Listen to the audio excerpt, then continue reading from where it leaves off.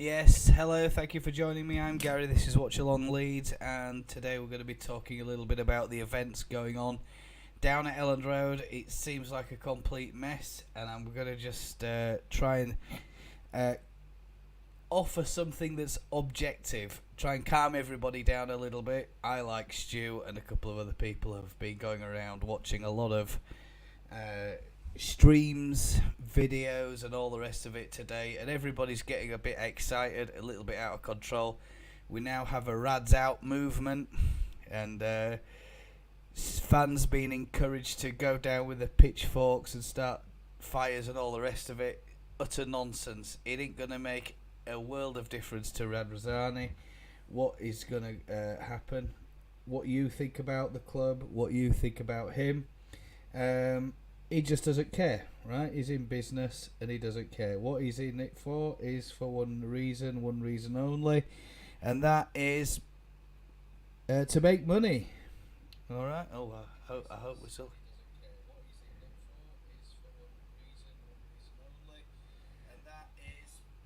Yeah, there we go. So audio's all right. It's all good.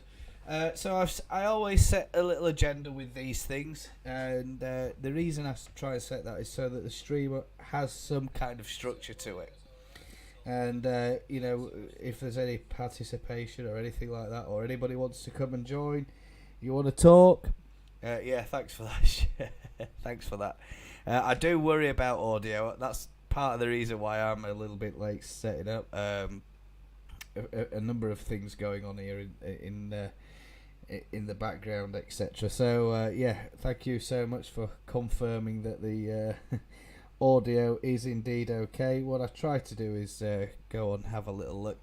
So just from an opening statement point of view, it isn't great. It's not looking great. It doesn't look like it's going to get any better anytime soon.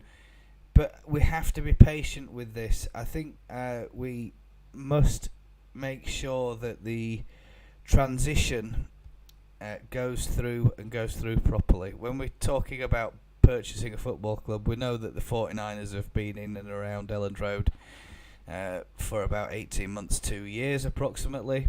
They have got a very big stake in the football club. Now, this is important because we have something called legal entities that we need to clarify. What is a legal entity? Well, I'm going to have a think about that in a moment, or I'll ask you to think about that. And a legal entity is someone, a group of people, or a company that in law is classified as a person, right? So if you have a little look, this is the only bit I haven't prepared.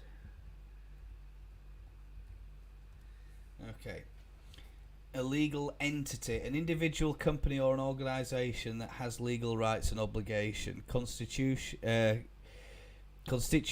associations are separate legal entities to the party. Example.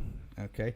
Now, it obviously differs in law in different regions and countries, and obviously the European Union, who Italy are members of, probably have some kind of variation on this. I can't tell you much about that. But it says a person or an organisation that can enter into contracts and take part in legal action. Once a joint stock company is formed, then it becomes a separate legal entity apart from its shareholders, able to enter into legal contracts with its suppliers or customers. Now, this is quite a complex matter, isn't it? Because we have the 49'ers, who are, excuse me, well, I haven't even turned my light on, who are trying to buy the football club. And I believe we're all in agreement with that, right? So they're trying to buy the football club. Now, one would assume that with that they want its assets, and when they buy the assets, they're going to have to take the liabilities as well. Okay. So the liabilities are the things that are the club owns, or owes, should I say, not owns, owes. So what Radrizzani's done apparently is he's got the stadium. He's listed it as a limited company, right? So when you list it as a limited company, that means that there's him and maybe one or two other shareholders involved in that limited company. Those people who are involved in that limited company might not be the same people who are on the board of directors of Leeds United Football Club. Do you understand what I mean? So we now have a situation where we've got two companies owning different parts of the football club, right? So we've got the property side of it, which is I think that's Elland Road Limited. Then you've got Leeds United Football Club, which is everything else associated with the football club. That's going to be the players' contracts and everything else. Now, they said that I've read that it's been listed as a asset of great community value. That might have been done in the past, okay, but now they're saying that it's. This is what I mean about conflicting reports, because I've seen reports say that they're going to try and get that done, or it's been done in the last day or two with Leeds City Council. But other reports I've seen say that, oh no, actually, Radrizzani did it when he purchased Elland Road. I mean, he literally came in and purchased everything, right? So we now have conflicting reports. We have confusion. YouTubers, journalists, and other people completely sensationalising the situation that's going on, and it's all getting a little bit out of hand. You know, we're a club that's undergoing great restructure. Make no mistake. What's happening is a huge task, and we need to try and be a little bit mindful. Are we here to support the club? Are we here to support the footballers, or are we here to sit there micro-examining all the business ins and outs of the chairman, the potential owners? Because at the end of the day, Radrizzani has come out and said it's none of your business, and actually, he's right. He is absolutely right. It's none of our business. Some of the stuff that is going on, it is because it's listed in that limited company name, and people saying, oh, you know, he's not told the other boards of directors. There's nothing that says that he has to. If it's a different company, it's got naught to do with them. Has it got anything to do with them? No, I don't think it has. So this is probably why he's not communicated it. Now, it's a bit of a mistake on his part. I say it's a mistake. It's a terrible mistake what he's done. A bad error of judgment. You know, he should be communicating these facts to the 49'ers. Apparently they know nothing about it. Apparently the other directors of the Leeds United board don't know anything about it. That he's tried to put a bank charge on Elland Road to support a bridging loan. Now, what is a bridging loan, I hear you ask? A bridging loan is, and you're talking to someone now who used to deal with these kinds of things. So I have dealt with or assisted in dealing with bridging loans, and bridging loans are exactly what they sound like they are, but there's a little bit more to it than meets the eye. So I'm going to tell you, because I've got some notes here on the side, and it's a short-term loan. A short-term loan, right? So that usually it might be up to sort of 2 years, depending on the lender. Typically it's up to 2 years. Now I've seen people writing up saying, oh, well, you know, there's an option to extend to 10 years, and if that's the case, that means he's going to be at the club for another 10 years. Doesn't mean that at all. Does not mean that at all. Bridging loan is a short-term loan. It's used to bridge a gap when you want to buy something, but you're waiting for funds to become available from the sale of something else. Okay, so Radrizzani might have something else that he's trying to sell. Now, in this case, it's Leeds United Football Club. That's one possible thing he's trying to sell. He might have other things that he's trying to sell that we don't know about. Other assets, other property, other business ventures. Don't forget, this guy is a multi-millionaire. He's an entrepreneur, very successful in what he does. Who could take them? Well, anybody could take a bridging loan. Commercial property, landlords, homeowners, those kinds of things. Buying, development, investing, buy-to-let opportunities, tax payments, other types of bridging loan, right? There are two types. There's an open bridging loan where it has no fixed repayment date, so it can be paid whenever the funds become available. However, the lenders will expect you to clear within 1 year. Okay, closed bridging loans are where the loan has a fixed repayment date. Now, the reason we're talking about this is because the value that he's after allegedly is £26.5 million. Sounds a lot of money to the average Joe like you and me, but to this guy, it's probably just a regular business dealing.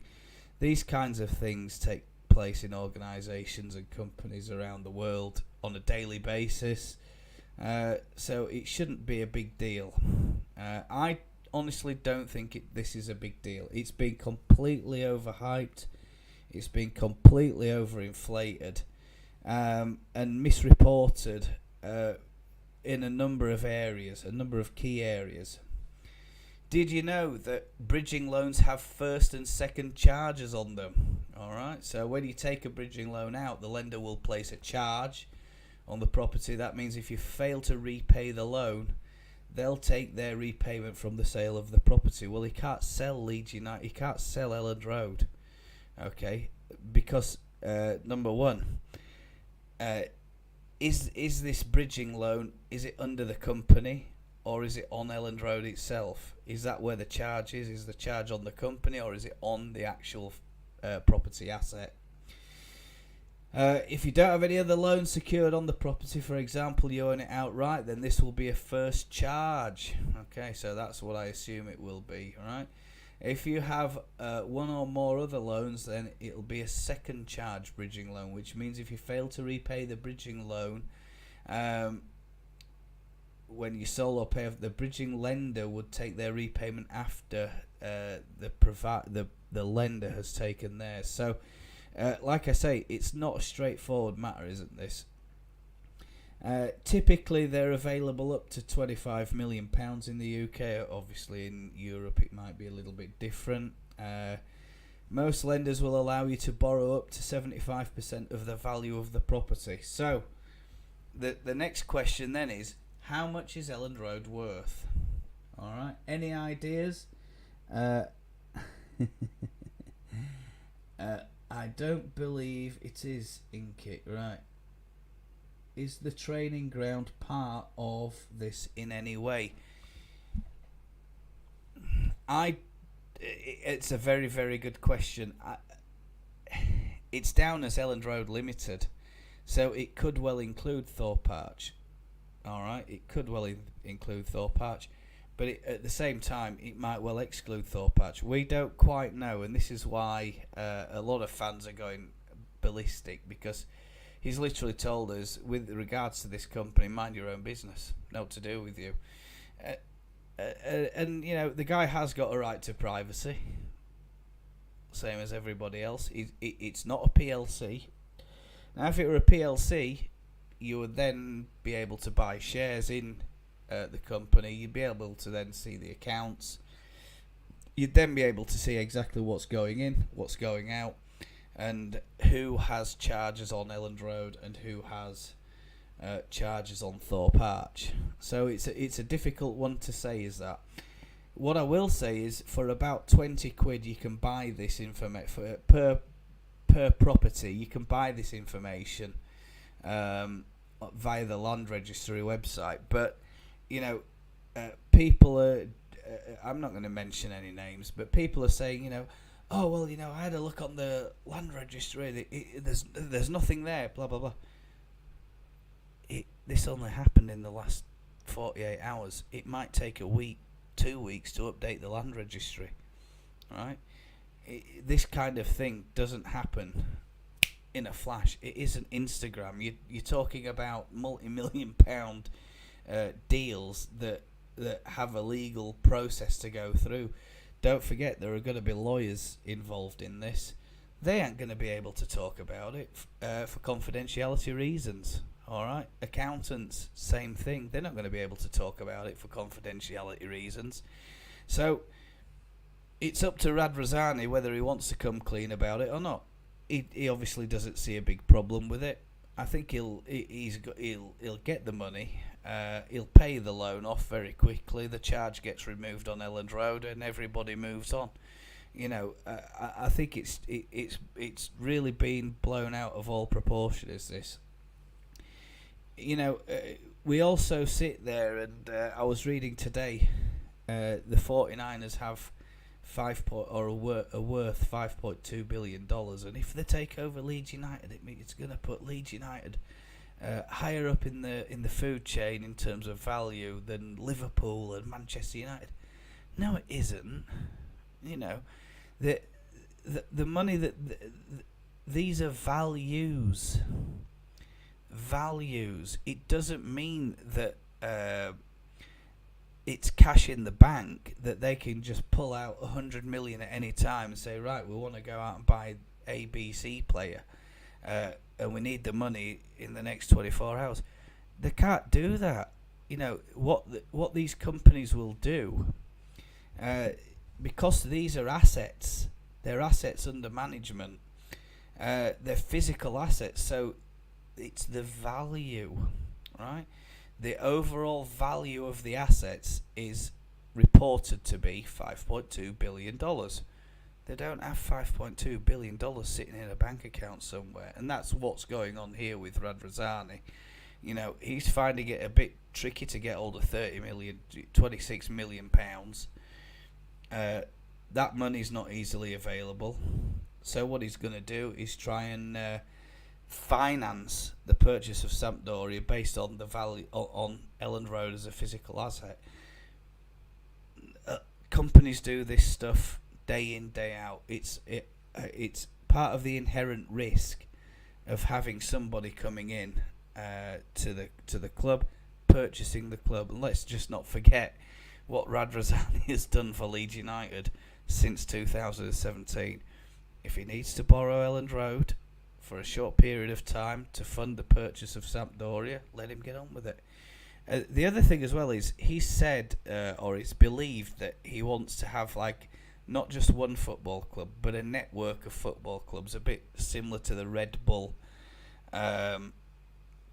situation, Manchester City situation, where they're involved in other clubs around the world, and that kind of fits with the synergy, doesn't it? But I mean, he's taken a broken club like Sampdoria. I mean, they've fallen like a stone. Apparently, there's no revenue there. He's literally bought an entire football club, its assets and liabilities, for less than Rutte. So I mean, maybe he's got something in the background there. He's got something in his mind.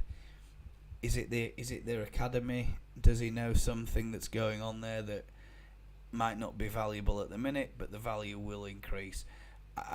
He'll once the cash is available, you know, it's the first thing he's going to have to clear. Get that charge off Elland Road, and then business proceeds as normal. But instead, there's all of this mumbo jumbo hoo-ha and stuff going around online, and I tend to think that, you know, it's a little bit sensationalized. It's overhyped. I mean, do you know how much is Elland Road worth?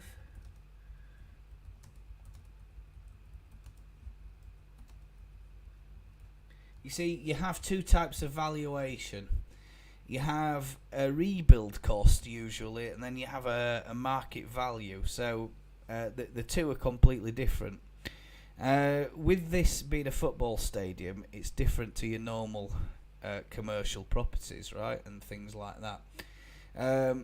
According to Sports Mail reports, the deal with the British Virgin Islands-based Teak Commercial Limited is worth. I don't know what that is. He came in, didn't he? And he bought it. He bought the whole lot for next to nothing, and it's worth obviously a lot more now than what it is. They're saying approximately £20 million.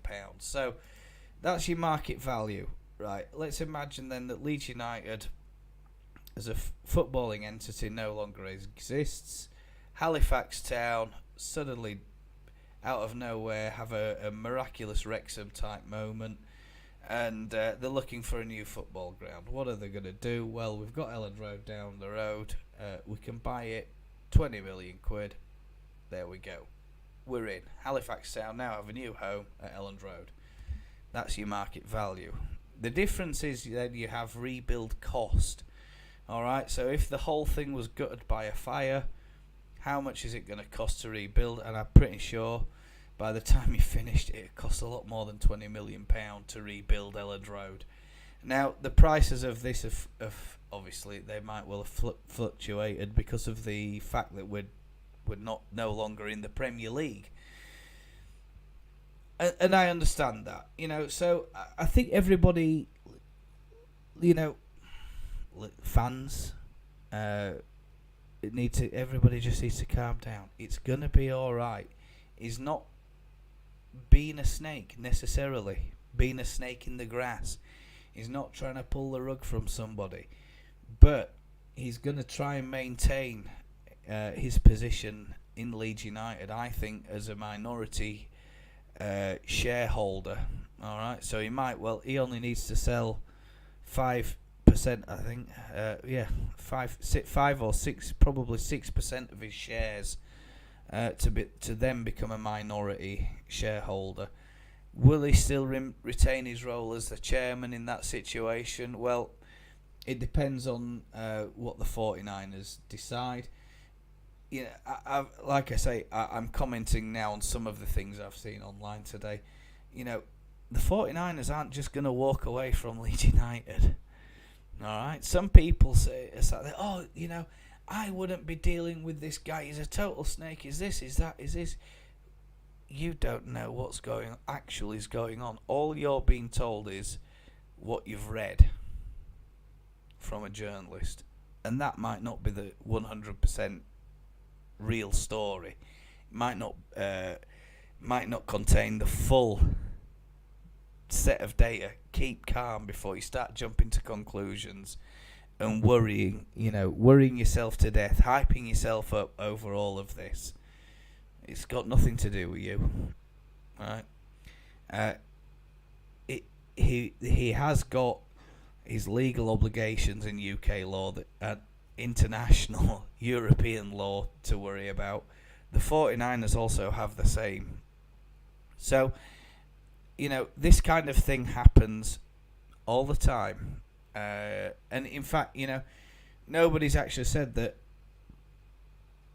it could well be an idea of the 49ers to help Radrizzani get Sampdoria. Nobody's considered that. Like I say, how do you think Elon Musk paid for Twitter £44 billion? Do you think he just went down the local bank and, I need £44 million, I want to buy Twitter? It don't work like that. He's used a lot of his collateral from Tesla, SpaceX, Boring Company, Neuralink, plus all the ChatGPT and all the other fingers he's got his pies in, to raise that amount of money to buy the entire share of Twitter. So everybody just needs to calm down. Just relax. It's gonna be okay. Don't worry about it.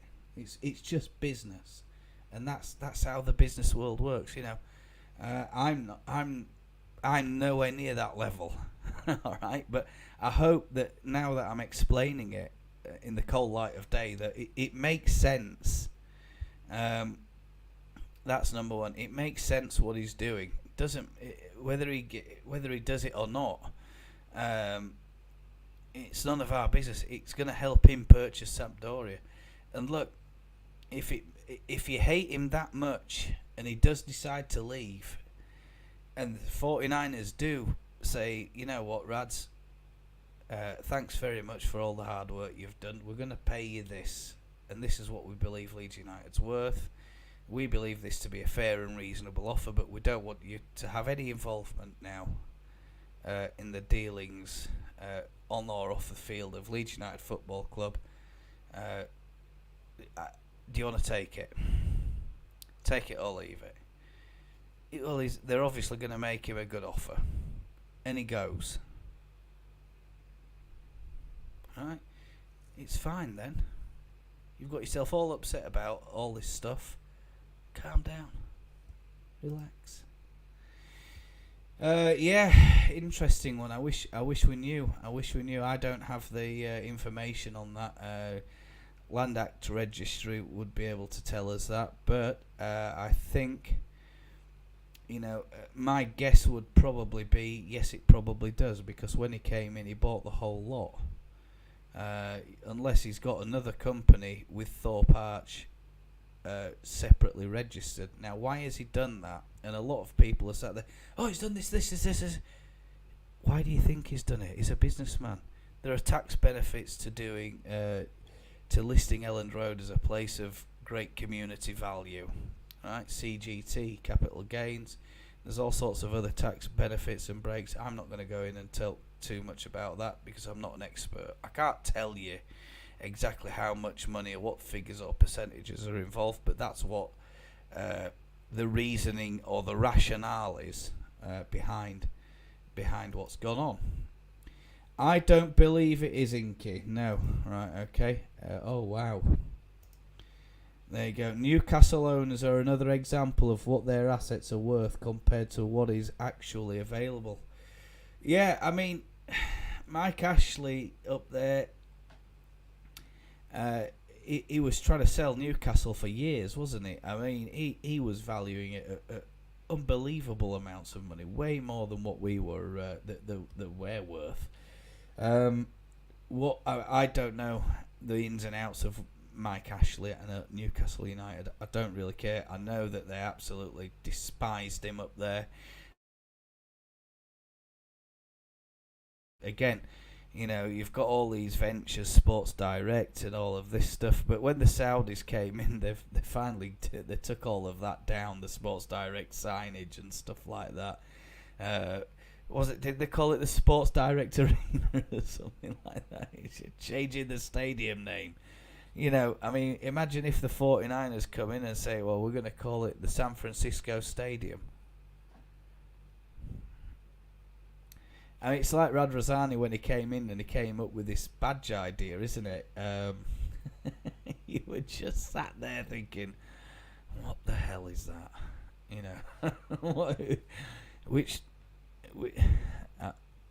No disrespect to children in primary school, but which primary school designed that badge?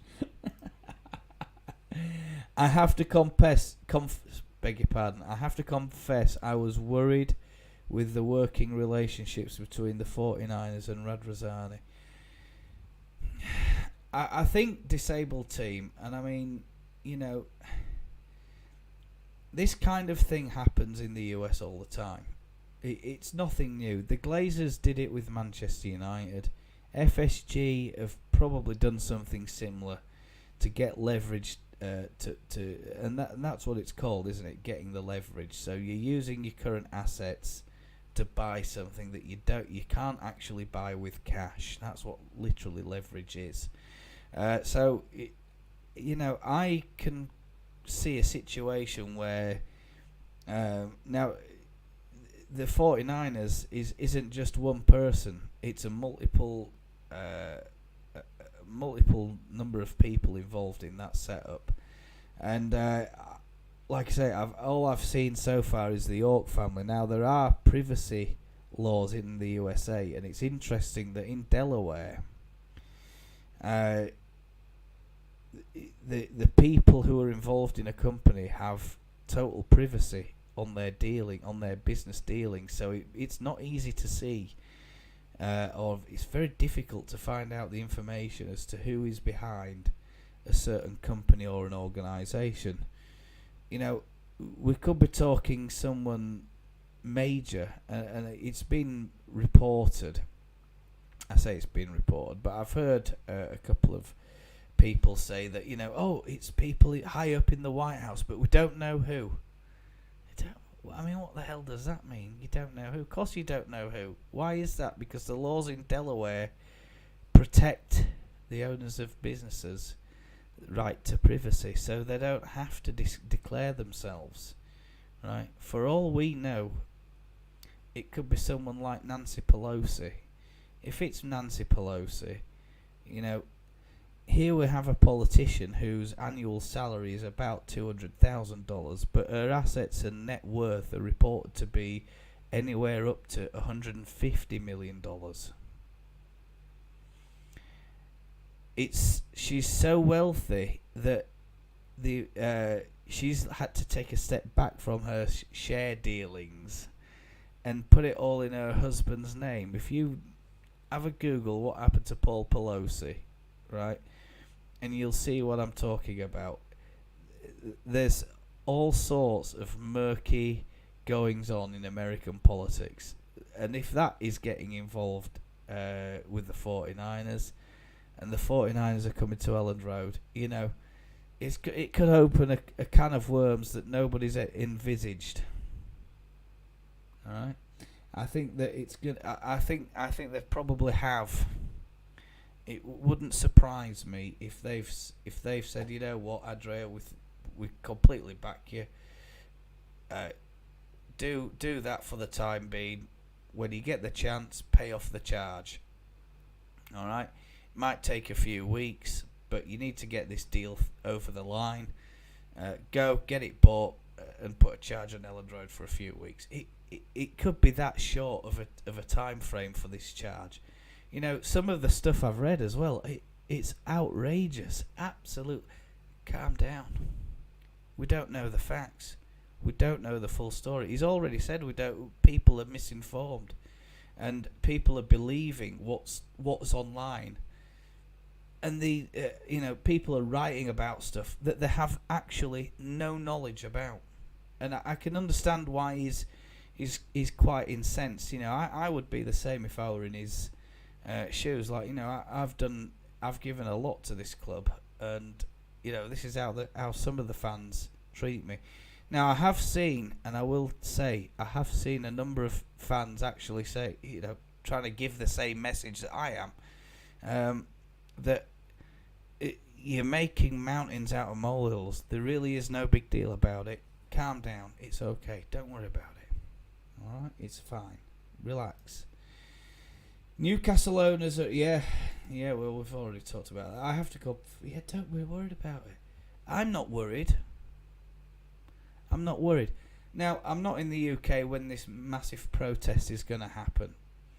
I would like to go just to see, just to see and hear what people actually have to say about it, because I think there's so much fluff floating around online, even on the supporters group, this group, that group, Twitter. I'm like, 99% of this is absolutely, utter nonsense. I mean, I don't want to use any stronger words. You know how I am. I don't. I'm not a fan of all that kind of stuff. So there we go. The chairman. I mean, he creates theatre, doesn't he? I'll give him that much. He gives us something to talk about. I'll give him that much. I mean, he's a flamboyant guy, and I think that's the word a lot of people are missing. He's a flamboyant Italian entrepreneur, successful businessman, and he's, everybody just calm down. It'll be okay. Don't worry about it. Elland Road isn't going to get sold, and we're not going to turn up there next week, and Bradford City are playing there, and it's their home stadium. That ain't going to happen. Relax. Don't worry about it. It's fine. Andrea's got it all. He knows what he wants to do. He's probably got some kind of agreement from the 49'ers we don't know about yet. We don't even have any kind of spokesperson. We don't really know who these people are that are involved. It's supposedly the York family. All right, so it's not just one person that's involved in the 49ers. It's many, many people. And it's 49ers Enterprises. It's nothing to do with the San Francisco 49ers. So let's get that one right out of there now. Okay. I wanted also, let me have a little look.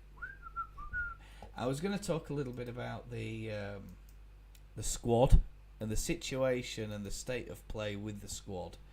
I think I missed that the other night because I said, "Oh God, it's such a long." Why the hell isn't that showing? Oh, hang on. Yeah, there we go. I think it's such a. Is the audio working okay? Yeah, I think so. Yeah, let me know, guys, if the audio's going a little bit on and off. I do try my best to try and keep that under control. So there we go, ins and outs. I did write 49 agenda. Of course, we know that Allardyce is out as well. It's madness, isn't it? Absolute madness. But this is how it is. We're going to have to restructure. So, out of these three, who would you keep and who would you get rid of? Thank you, disabled team. Always nice of you to comment. Who would you get rid of? Well, in my opinion, I think Mellier's gone, hasn't he? It sounds like he's got or he's been picked for the French internationals. Is it the under-21 squad? So I think he's going to be out the door. I mean, has he got too big for his boots? Probably. Is he a little bit hacked off with what happened under Allardyce? Well, I think he's got every right to be. Is he going to be good enough for the Championship? Well, he's proved it once, hasn't he? I think could he prove it again? I think he'd be all right if he stayed and he competed for his place. I'd be quite happy with that. But I think I prefer, in my opinion, Robles. Now, Clayson. Yeah, Meslier. What would you do with him, disabled team? What would you do with Meslier? Cleason, I'll just talk about Cleason. It's not a keeper that I know, but Stu informs me that Hermione has seen him play. So she said, and I forget just exactly what was said, so I'll try my best to recall it, but she lived somewhere near whereby he trained or something like that. Says that he's an excellent keeper, outstanding young talent. So, would you let Meslier go? You'd sell Meslier, keep Cleason. Hermione swears by him. Yeah, I think so. In that case, then, if Meslier goes, do we need another keeper? And I think the answer is yes. Example: if we only have two keeper, one of them gets injured, then the following week the other one gets a red card and a 3-match ban. Who's going to be in nets? So for the following 3 games, the answer's nobody. So in my opinion, I definitely think that we need another keeper. If we let Meslier go, we're going to have to prioritise another keeper. I think if I was excuse me while I get this sorted out. I think if I was managing it, I would certainly say,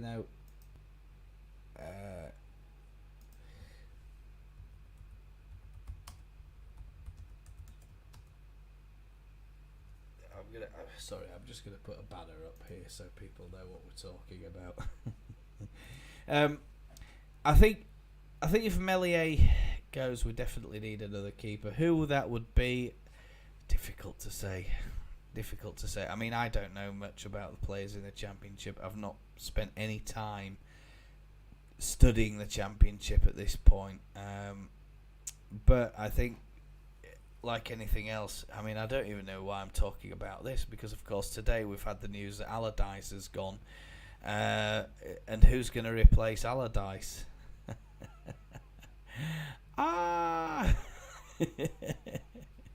You know, the manager who's coming in has got a huge task on his hands. I think they're going to be they're going to be looking at our squad, and the first thing they're going to have to do is, right, let's get rid of the deadwood, and hopefully that manager or management team from the footballing aspect know already quite a lot about Leeds. They know already who's going to stay, who's going to go. Let's have a look at our defence. We'll talk about managers later. Luke Ayling, should he stay or should he go? Sel Melier, yeah. Let's have a look. We could do with another keeper for cover. Yes, I think we definitely could. Luke Ayling, stay or go? Yes, we need a sporting director. Absolutely, we need a sporting director. We need someone in there who's going to help sorting out the day-to-day runnings of the players and all of that sort of stuff, the wheeling, the dealing, getting on the phone, making phone calls, who's available, who's not available, are these people who are available, do they fit what our manager's vision is? You know, we need a manager, we need a sporting director or football director. Maybe they want to employ me and you. Put us on 50 grand a piece. No problem. In fact, I'll keep that one under my hat. But I'll just say that I'll keep it under my hat, mate. I'll keep it under my hat. Maybe if we meet, I can tell you. All right. But there's always a bit of confidentiality. Keep Luke. You see, I would say sell Luke Ayling or offload him. I don't know. And this might really irk some people, but I think I like Luke Ayling. I like what he stands for. I think all right, okay. I think we keep him, but I think we give him a bit more of a backup role rather than a first team start every week. I think that would probably be my secondary offer to him. And the reason is I think we need somebody around, some players around with a bit of experience. Someone who we can put in a multiple role. I mean, look at what's happened to us this year. Stuart Dallas got injured, and you know, how many times could Stuart Dallas have made the starting 11? I mean, for me, it'd have been in every other game. So, I think having Luke Ayling in the frame would be a good decision for us. I think that his experience, his knowledge of the club, the players, the fans, and sharing that knowledge with other less experienced or incoming players is going to be a valuable asset to us. So I think that, this is what we talk about, value, isn't it? It's something that really money can't buy. If we got rid of Luke Ayling, who have we got then? Junior Firpo. Sell. Disabled team would sell. Yeah, I was really, really disappointed with his match against Newcastle. And quite a few other performances. Under Grathia, he seemed to be making some good progress, but I mean, I don't know. He was wild in that Newcastle game. I don't know what they've said to him during that match or half time, but he lost us that game. And I said that during the live commentary. We don't get him substituted, he'll be getting sent off. And lo and behold, he gave away. He's involved in 2 penalty decisions against us. Gets sent off later on. Absolutely unbelievable. Sell, definitely sell. I think so. Robin Koch. a lot of people have said Robin Koch, sell him. But have you seen Robin Koch's stats?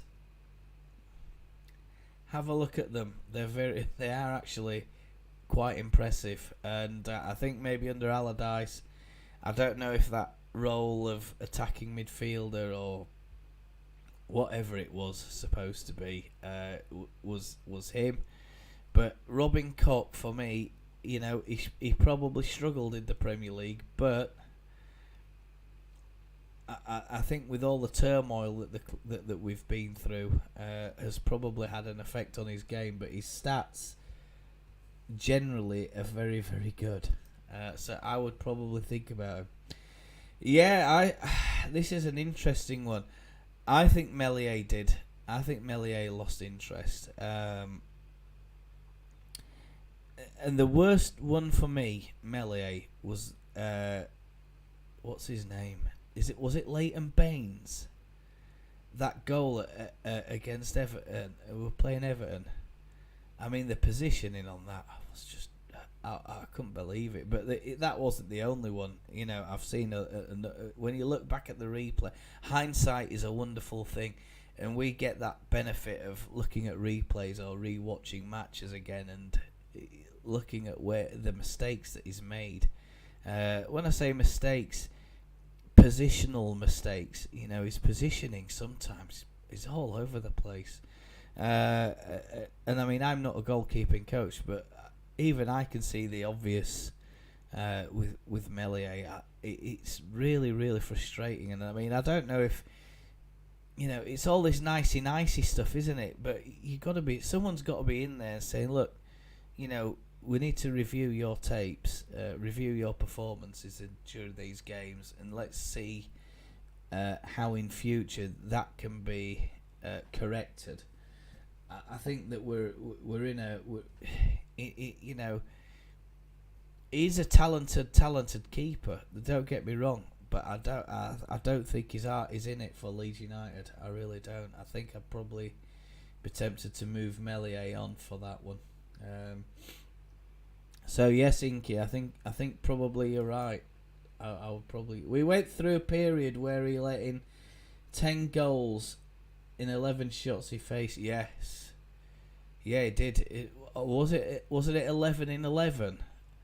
I seem to think I saw that stat somewhere. Shocking stats.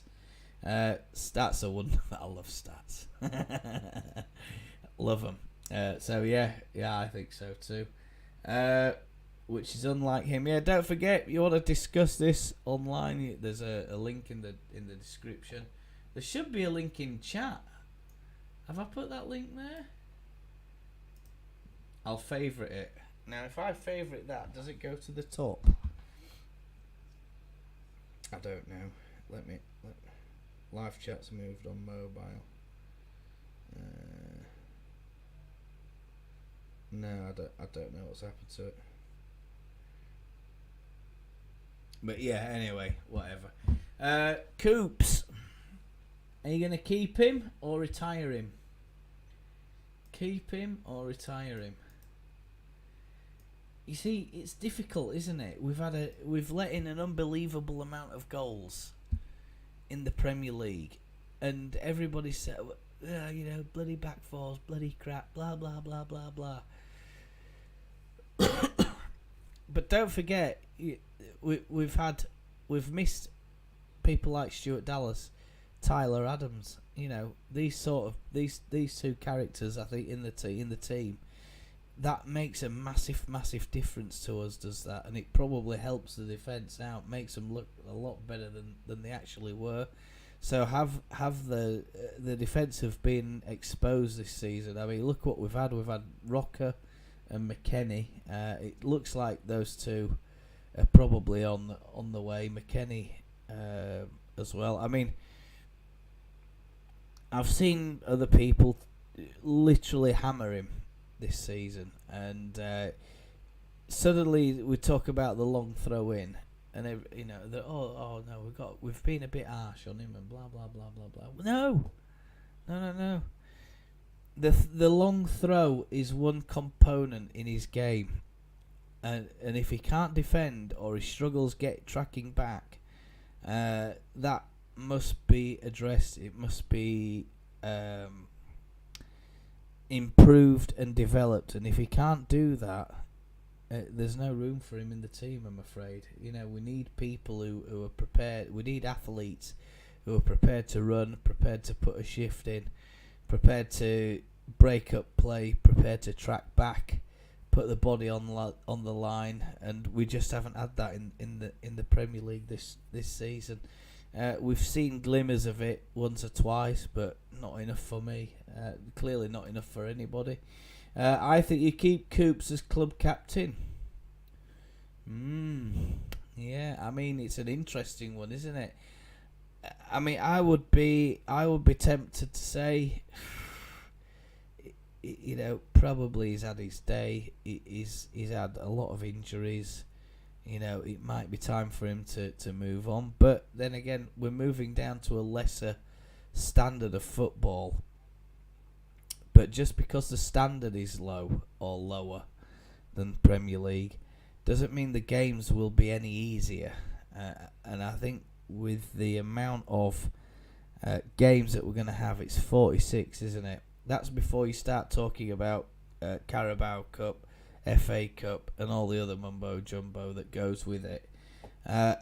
It's going to be a very intense season. Is it Saturday, Tuesday they're talking about?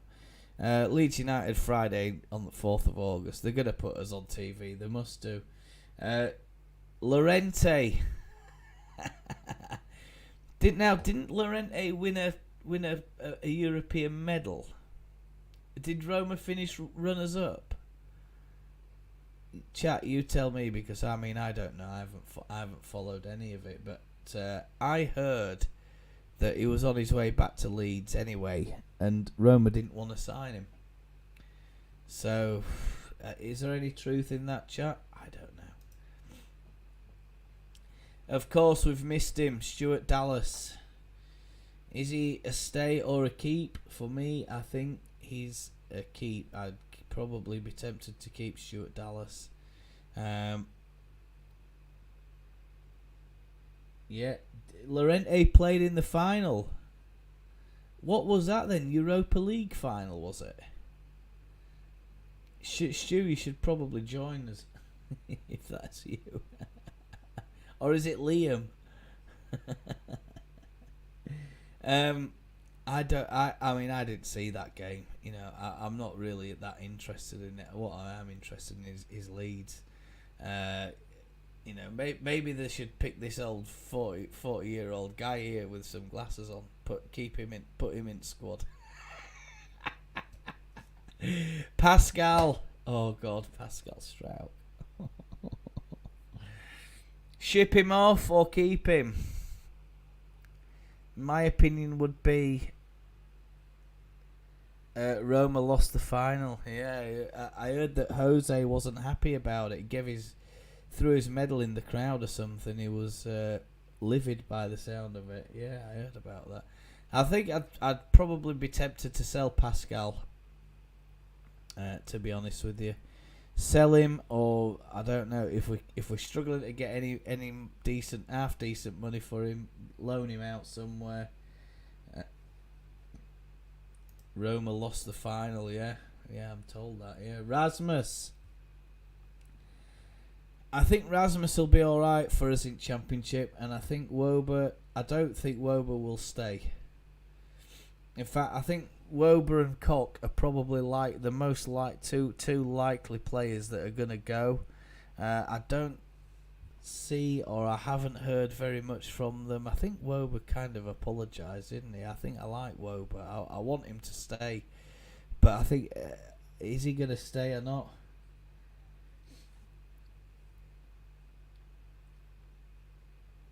The Italians confronted the referee in the airport.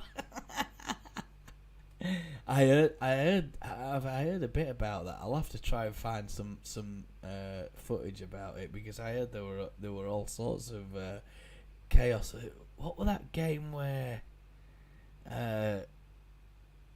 didn't one of the teams leave a minute before the final whistle? Just leave the pitch. It's absolutely bonkers. I think I may surprise you here, but I would. Yeah, I think so. I think so too. I like. Christensen has come in for a lot of heavy criticism, but I think he's been played in a number of different positions, hasn't he? I think he's not the fastest. I think it's his speed that lets him down, and I think perhaps his pace has been exposed in the Premier League. I think if he gets in the Championship, I think it won't. I won't say it's an easier time, but I certainly think he'll be able to show himself a little bit more. I think make no mistake, going into this Championship, it's not going to be an easy season, not at all. And I think we keep him. Yeah, I think so too, Inky. Yeah. So an interesting one. Oh God, here we go. Right, midfielders. Adam Forshaw. Do we keep or sell him? We've already got two players with experience. If we keep them, do we keep Adam Forshaw? He's had a terrible time with injuries. Has he made something like 80 odd appearances in his career for us, something like that? He's been with us God knows how long. I think. Don't forget, I think we're going to have to refresh this squad, and I think I'd like to see someone like McGurk coming through, or Giabi coming through. We don't see enough of these younger talents, and they're outstanding as well. They are absolutely quality players, and we just haven't utilised them enough. And I think maybe the Championship is going to be a great place for them to really earn the badges, if you like, earn the stripes. Brendan Aronson, keep or sell? Should he stay or should he go? Brendan Aronson, ladies and gentlemen, should he stay or should he go? 0 goals for us, played in all sorts of different positions. High speed, high work rate, but not clinical enough for us, I don't think. Again, what happens in the Championship different from the Premier League. Anybody there want to tell me what you think? Brendan Aronson keep, Brendan Aronson sell. Let me have a look here. I've got something. Keep Forshaw Somerville. Excuse me. I'm looking at my phone here because the chat on StreamYard's really delayed. So I'll just gonna press something. Alright, there we go. Can you see some like hearts and stuff floating up the screen when I do that? I don't know if you can, but if you... Oh, somebody else is pressing them. Right, yeah, nice. I think we keep Forshaw. You see, I don't know if I'd keep him. But I was very impressed with him in the last few games. I thought when we had him on, he controlled the midfield. He's got a good touch on him. Really good close ball control, and I think keep him. Brendan Aronson is a goner then. Somerville, Adams, Giabi, Luis Sinisterra. I mean, is he gonna stay at Leeds? Come on, he's not gonna stay, is he? Someone's gonna come in for Luis Sinisterra. I think he's probably gonna go. For me, to be honest with you, I'll be sad to see him go. In fact, I'll be sad to see a lot of these guys go. I think anybody who leaves us is you always think, well, will they want to stay? This is the thing, isn't it? Will Luis Sinisterra want to stay? Probably not. I don't think so. I mean, if someone comes in with a top money offer for him, Everton, for example, could have a go with him. I think probably Villa. Someone in the top half might be tempted to say, you know what, we fancy our chances with him. He'll be all right in our system. He'll be all right. And I mean, I think he's an outstanding player, outstanding talent, Sinistera. Somerville keep, yes. Jack Harrison, a man on a 5-year contract. Is Jack Harrison going to stay or is he going to go? I would like to keep Jack Harrison, but I think he'll probably go, folks. I can't see Jack Harrison taking in fact, I can't see anybody taking a 50% pay cut. It's outrageous, but this is football, isn't it? It's an outrageous sport, outrageous money, lots of shenanigans. I think he's gonna go, and we have a special guest. How Gary, how we doing? You alright? I'm alright. Are you? I'm not so bad, my friend. I'm not so bad. Good. I watched your video earlier. A lot said there. A lot said in haste, I think. A lot said in haste. Yeah, Stu, I think it's easy to watch people and read stuff, and it's very easy when we get if they don't know what they're talking about, we believe it. Yeah. Do you know what I mean? And these are authoritative people who, they have huge influence. Do you see what I mean? I do. And I think when we take a step back, we look at things a bit more objectively, that it becomes a little bit clearer and it becomes more acceptable. I think that's fair. I think that's fair. I think there's a lot of people out there being really, really hard on Radrizzani, and it's not the kind of stuff that as a club we need going forward. You know what I mean? There's no time for that nonsense. We've got 64 days left, I think. If my maybe I can't count, but the other day I counted, it was 66. 4th of August. Oh my God, I don't know. So are you feeling a bit calmer now? Yeah, I do actually. But don't forget, Gary, we've got a pre-season before all that. Yeah. Well, this is it, isn't it?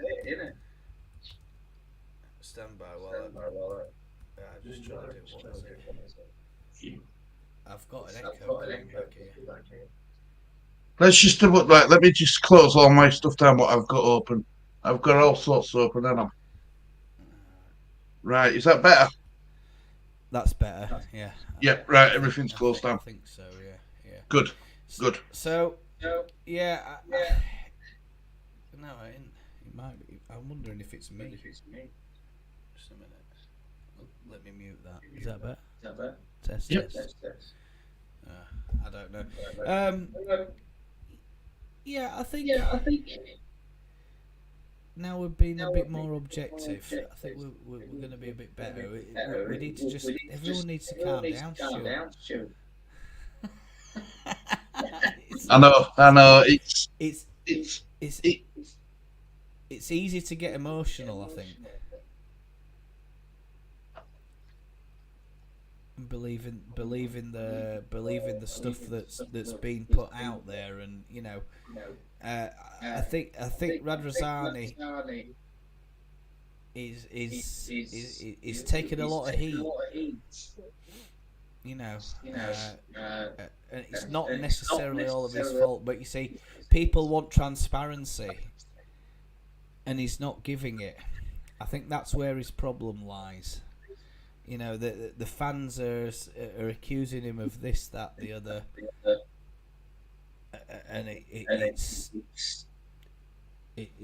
a bummer. Hang on, Gary, you're echoing. Stu's not. Why is that? Why am I echoing? I can hear the echo of me in here. So what's causing that? I'll just have a play around with this. No. Right. Is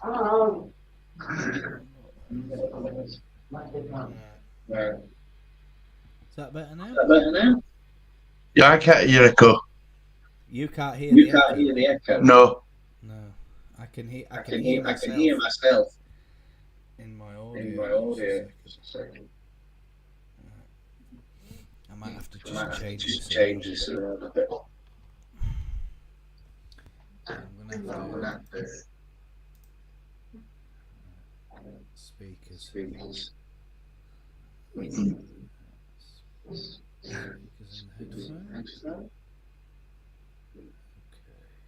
I think the problem is, Gary, as well, you know, it's a bit like Chinese whispers. When one channel starts saying something, everyone else jumps on the same bandwagon. And then it just spreads. Yeah. Can you hear me now? Yeah. Stand by. I'll just test it. Can you hear me now? Yep. Yeah. It's weird. Really weird. Yeah, you're right about Chinese whispers, and it's not just YouTubers, is it? It's journalists. No. It's journalists as well, and some of the stuff that's been put in there is a little bit, you know, it's designed to cause a bit of a stir, and I've seen this for weeks now, Stu. You know, pre-match, how suddenly you get some spurious reports coming from somewhere, and it gains traction, but it's not just one media company producing it. What they're doing is they're using different brands. You know, they don't have just one brand, do they? They have like 6, 7, 8, 9, 10, and they're remanufacturing the same story, maybe wording it and just pushing it out. They just pump anything out, and once it hits that supporters group or Twitter or something like that, you know, people are jumping straight on it and making videos about it, and there's no fact checking going on.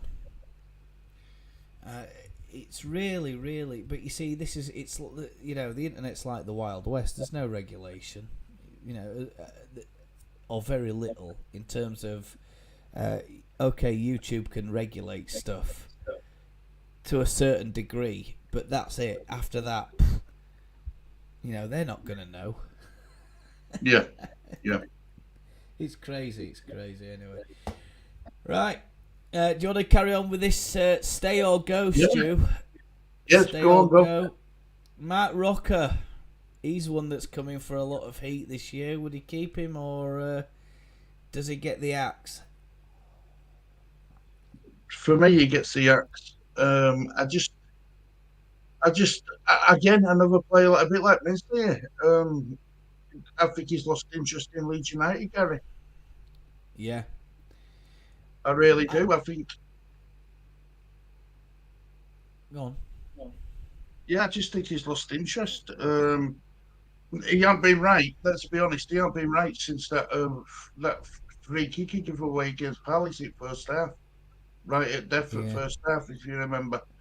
He's been in and out of the team. You know, he's been struggling to get a starting team under different managers we've had. Well, I mean, that Crystal Palace match, where there was supposedly that bust up, with and it probably involved Rocker, didn't it? And some people say, oh, you know, it was McKenna. I mean, it would be great if someone leaves and just comes out with a story and says, right, this is what happened, and you know, this moment onwards, it was pure hatred and toxicity in the dressing room. But shoot, I don't think we're ever going to hear that from them. I don't think we'll hear that from any of them, whether they stay or they go. And the sad fact is they're just going to keep stum and just get on with it. I think that's probably it. Somerville keep. Harrison is a goner, I think. Yeah. Yeah, I'm trying to fix this, Inky. I don't know what's going. On. Hang on. 2 apps are using your microphone. What?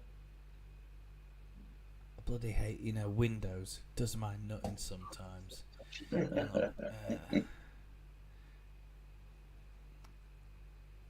Right, what have I got open?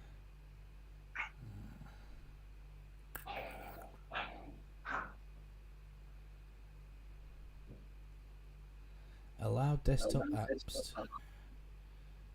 Currently, RTX voice.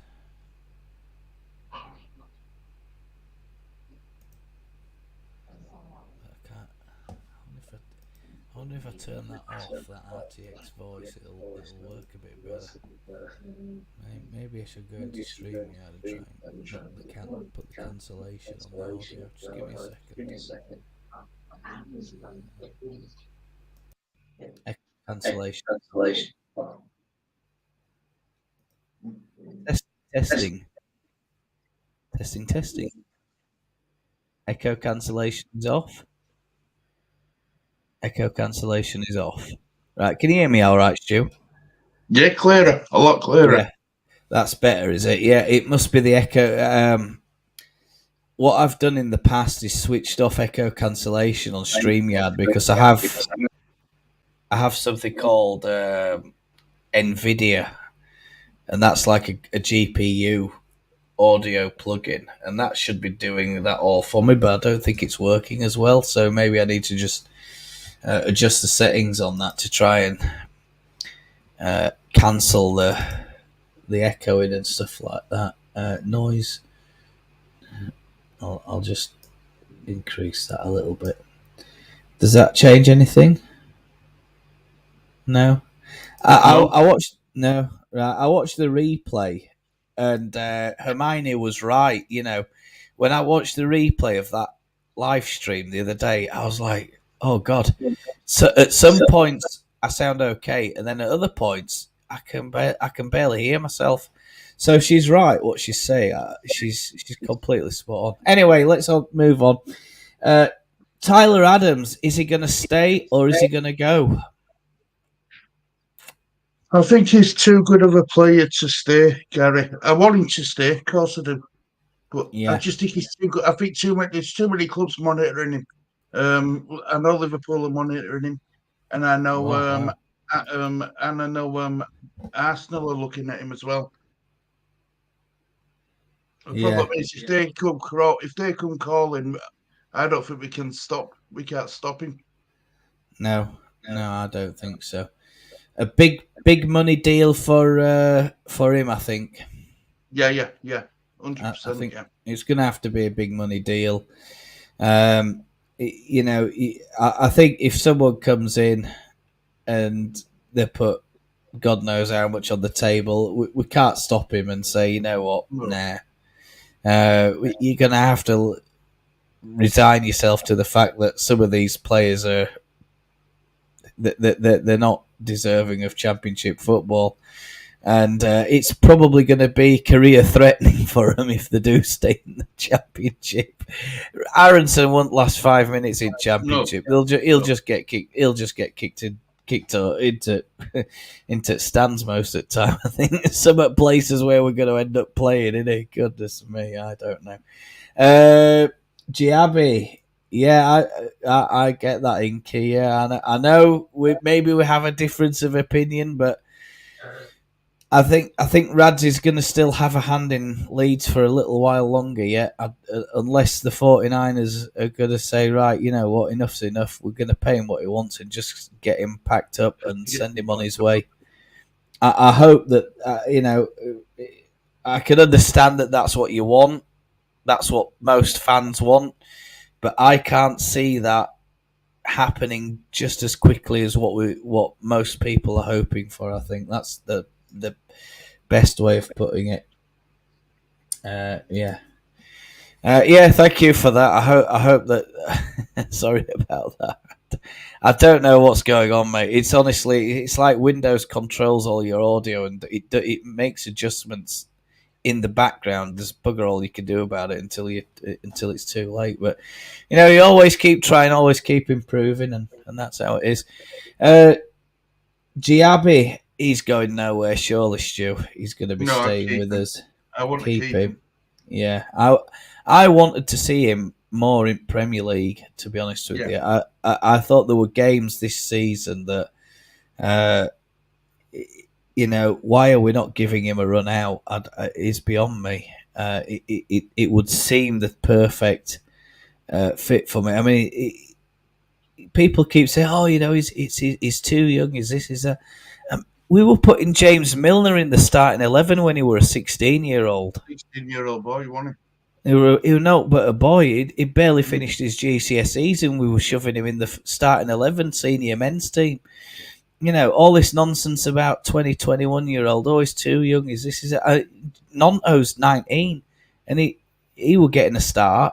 So why aren't some of these young lads getting a start? I mean, he's been doing the business for the under 21s international level. Yeah. So that argument to me is just completely flawed. If he's good enough, and he's strong enough, get him in this, get him out, get his shirt on, and out you get, Darko, and go and do your business for us. I just can't understand why these guys just haven't been utilised. We've got such a strong development squad and stuff like that. It really, really, it has really wound me up this season. It really has. But anyway, Sinistera, I think he's gone. He's injured. The problem is he's trying to keep him fit. He's trying to keep him match fit, Gary. Trying to get a run of games out of him. Who's that? Sinny? Sinistera, yeah. I think he's going to go, to be honest with you. I can't see him staying. I'd like to see him stay. Is that the same for you, Stu? Have you got the same thought? Oh, yeah, definitely. Yeah. Keep him. Yeah. But I do think we'll let him go, unfortunately. I think we will. Yeah, I think so. He's too good to. Is there any news of any clubs looking into him, or not that I've heard? Not with Sinistera, no. I've not seen anything yet. No. And then we have Weston McKennie. Well, he's gone. I'm surprised. I'm surprised he's even. I bet it's already come back. If I'm honest, he couldn't wait to go back, could he? McKennie.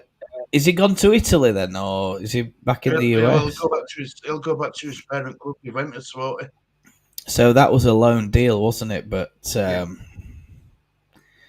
we were on for about 35 million, I think, for him. What is that about right, or was it a bit less?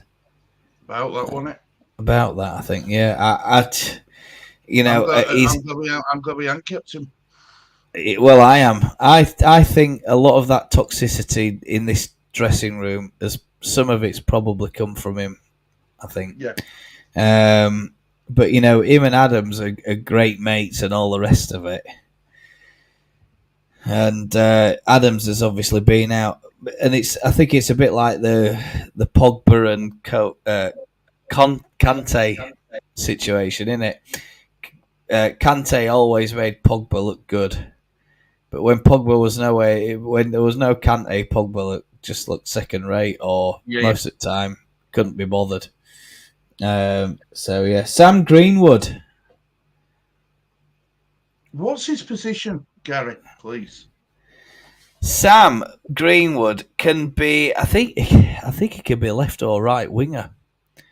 But I've seen him pop up in different areas. So what of the club got him listed as? That's the question. Just midfield. That's midfield. All I can see at the minute. Yeah, I mean, if we go onto the club website, they'll have him listed as.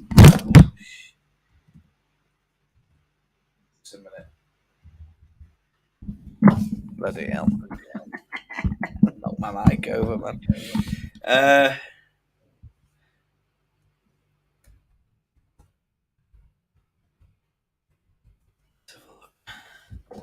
Oh, hold on. Are you there? Yeah, I'm here. Yeah. Oh God! What the hell is that? DNS probe start. What the hell is this? Hey, can you access Leeds United website? Yep. Let's have a look. Oh. I'm just trying to go on there. I can't see it. I can't get. Maybe the. Hang on. Region. Maybe it's me. I've pressed the wrong button. Yeah. There we go. Tickets. Rodrigo called up for the latest Spain. Called up for the Spain squad. So Rodrigo's. I'm pleased for him. I'm pleased for him. Yeah, I am. I am as well. I think out of all the players who looked like they were putting the effort in, he's the number one for me. Rodrigo. I thought in a number of games he's up and down the pitch, and I mean he shouldn't be up. He shouldn't be up and down the pitch. He's popping up here, popping up there. You know, action areas and stuff for Rodrigo. The amount of running he's done was absolutely phenomenal, and I'll be really, really good. If there's one player I don't want to see leave this year, is Rodrigo. Yeah, apparently, I want to keep him. Apparently, Dan James is named in the Welsh squad as well. Coops is going to the Scottish squad.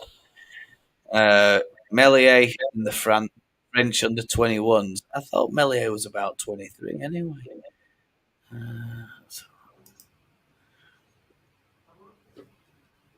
Let's have a look. Interesting one, isn't it? Interesting. Luis Enrique's running Spain, is he? Yeah. Well, this is weird. I can't find the men's squad list now. I wonder if they're revamping. Have you found it?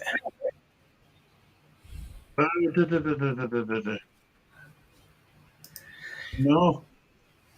Where's it gone? Where's it gone? Maybe they've pulled it. Breaking news: Leeds United have pulled the first team men's squad from the website.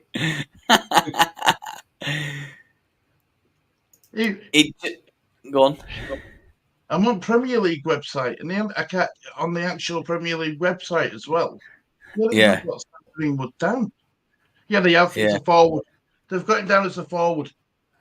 Who have Leeds? The Premier League. Premier League, yeah. On his Wikipedia page, it just says that he's a midfielder, but I've seen him popping up on the left. I've seen him popping up on the right, and he's 5'11". I mean, he looks a bit smaller than that when he's on pitch to me, but place of birth, Sunderland. And did you know he's only 21 years old? Sam Greenwood. I thought he was probably a bit older than that. So, would I like to see him stay? Yeah, I think I'd like to see him stay. I think he's been quite handy for us. He can thread a pass.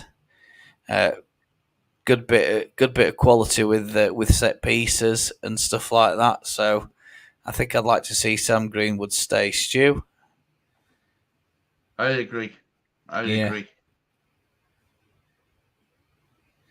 Yeah, Inky makes a good point here. If a player can get a pay rise instead of a cut, they're gonna go. Yeah, they're gonna go. Of course they are. I'm the same, and I said this. I always try and think of when people are sensationalizing stuff. I always seem to think if I was in that predicament, how would I react? Well, of course, if my employer said tomorrow, oh, by the way, there's a problem with the student enrollment this year. It's a bit lower, so we're giving you a 50% salary cut. We hope you don't mind. I'd be straight out the door. I think 99% of people would be, wouldn't they? So professional footballers aren't any different from anybody else. They're going to do what's best for them, what's best for the family. Some of them have short careers. They might be done. Their body might be over the hill by the time they're 30. They might not get coaching work. They might not get TV work. They might not want coaching work. I mean, look at Alfie Haaland. Have you seen what Alfie Haaland does these days? You've not. Go and have I a know look at what his son. Alfinger No, I'm not talking about Erling Haaland. Alfie Haaland. His father. Yeah. Go have a look, see what he does. You'll be blown away when you find out what he does for a living.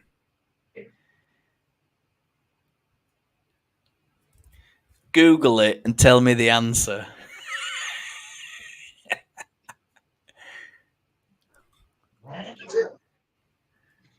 Right. What's up here? Backing away at me. I think my memory might be wrong here, but it's something to do with shipping and logistics.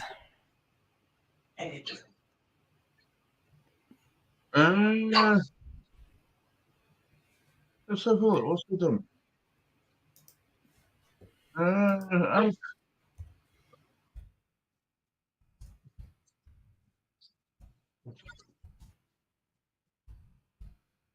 trying to find it. Alfie Allen, employment. Yeah.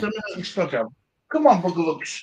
I think I saw something from a while back, and it was previewing and talking about Erling Haaland, and then they're like, talking about the connection, his dad, and all the rest of it, and it went on to say something like, "Oh yeah, Alfie Haaland works in a shipping yard," something like that. I'll just. All I'm seeing is he got escorted out at Bernabeu for celebrating or something. Against when Real Madrid, when Man City bet Real Madrid. Yeah. Alfie Haaland's career. Wikipedia.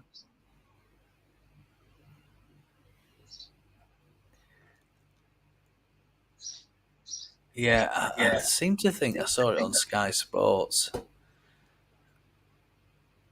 Right. So,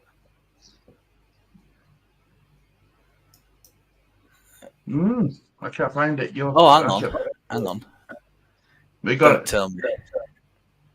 Don't tell me he's on LinkedIn. Yeah, he is. Is it? Yeah, he is. He's on LinkedIn. Career consultant for Hoss Sapiens. So that might have changed now.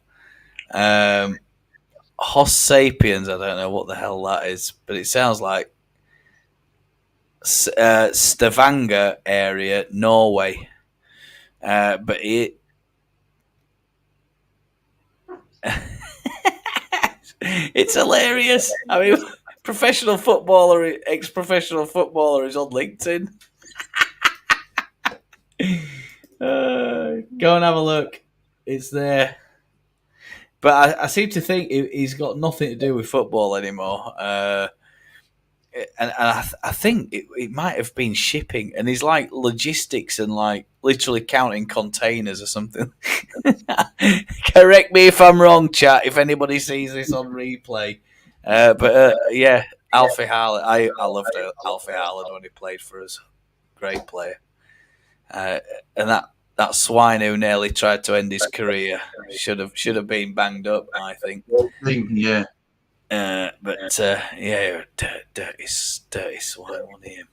Right, next one, of course, he's going to have to stay, isn't he? Archie Gray. Archie Gray, yeah. He'll have to stay. Will he get? Is it going to be a bit risque letting him out in the Championship? Because didn't he get nobbled in a friendly? And it was a bad one, wasn't it? Was it Aston Villa? Villa, wasn't it? I think. Who wore it? Yeah. Just John McGinn won it. Yes. McGinn, yeah. When they played him in league, he didn't play that game at Elland Road, unsurprisingly. Yeah. I think they kept him out of the way there, didn't they? Is he not the agent for his son? I don't know if he is or not. I mean, if that's what it is, that's what it is. I mean, is he gone into career consultancy? Has he got a couple of other ventures going on? It would be interesting to see. Maybe I should get him on for an interview. No, yeah. So, Alfie, when's Erling going to sign for Leeds? He's not very good in a Manchester City shirt, is he? Yeah, I can just see your email now. If you can if you can take yourself away from counting containers, do you mind doing an interview on the channel? Yeah. It might have been an old Sky Sports interview or documentary. I seem to think it was Sky Sports who done a little piece on it. All right, here we go. This is one for controversy. Who stays and who goes? Patrick Bamford. Stu, your thoughts? He scored 2 goals, hasn't he, in 2 seasons? I think it was. Can we keep him fit? If we can keep him fit for the season, I think Patrick Bamford can do some damage in Championship. I really do. But can we keep him fit, Gary? No.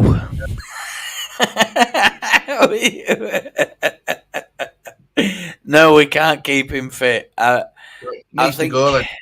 Yeah, I think he needs to go. I mean, under the Bielsa training regime, which is where he seemed to pick a lot of injuries up from, and then it didn't get any better when he was under Marsh, did it? Only marginally, and then this season he's made.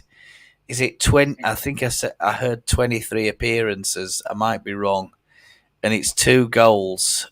Is it a 2-goal return, or is it 3 or 4 goals in all competitions?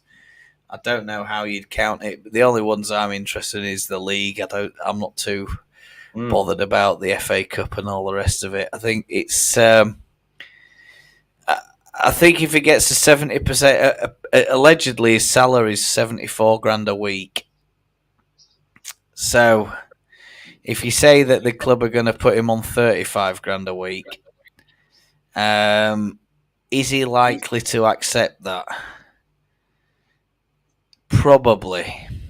He'll probably accept it, I think, will Patrick Bamford. I mean, come on, Stu. You've had 3 years of earning 74 grand, if that's true, right?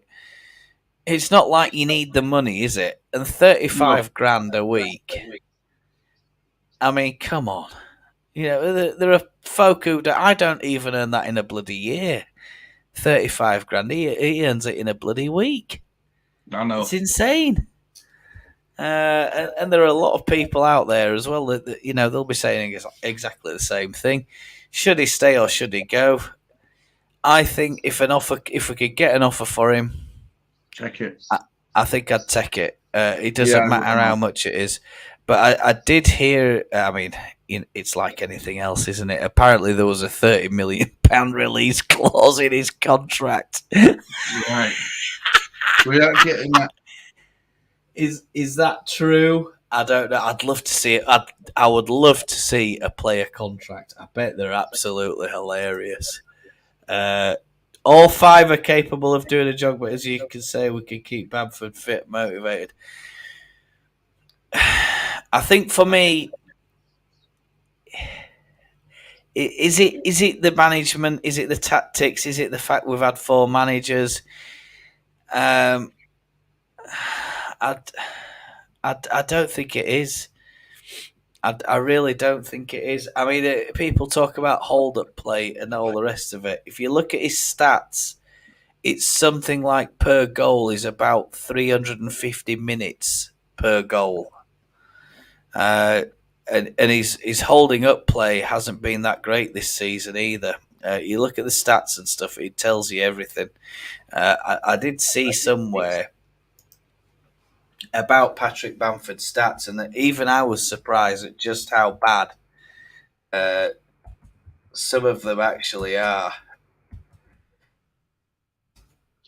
And something else you've got to take into consideration. I mean, he's done it for us once in Championship. Is he going to want to put himself through it again? Yeah. You know what I mean? It's Yeah. like it's. I don't know if I could put myself through it all over again. I really don't. Yeah. I don't think I'd have it in me to do it. Yeah. I don't see how. I don't see that he's. I mean, it's talking about like being big, too big for your boots and everything like that, isn't it? But does he think he's better than he actually is, kind of thing? And I think with Patrick, he's put up with a lot of stick from fans over years. This last 6 week for him has been hell, hasn't it? Really, he had that Leicester miss, the penalty miss. Everybody's on his back. 4 points you've cost us. Blah blah blah. It's your fault that we're going down. Blah blah blah blah blah. And literally blaming him directly when the fact is, as a collective team, we haven't been good enough for the entire season, and that's it. We should have been well clear of that relegation zone had we had the quality. Rodrigo only has a year left, and does Spain number 9 want to take a 50 grand a year pay cut? I don't think so. Time in his career is 31, isn't he? 32. Mm. Yeah, I don't see that somehow he's going to want to. But you see, it's like Bamford as well. Are these guys going to want to take the pay cut that's going to be asked of them?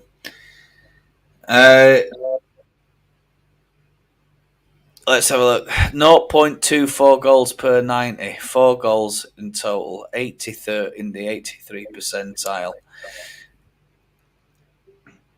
It says here, look, minutes 1521. Annual salary reported to be €2 million a year. Matches subbed in 10. 18 starts. Subbed out 7. But his goals scored 4 is the total. So I mean that might just be. I think that might be like all competitions. It's not good it's not good, is it, for us really? Shots taken. Say that again. It's not for what we need, and also that sort of money what he's on, you'd expect a bit more than that, especially in Championship. Bloody is, mate. Yeah, I'll tell you.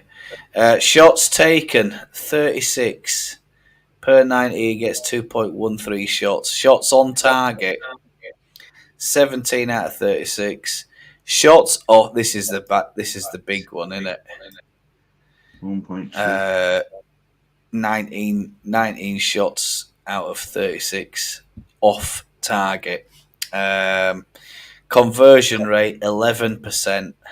And shot accuracy 47%. Shots per goal scored. He needs 9 shots for 1 goal. No, 9 shots for 1 goal. It's not enough. But I mean, like, look at the comparisons.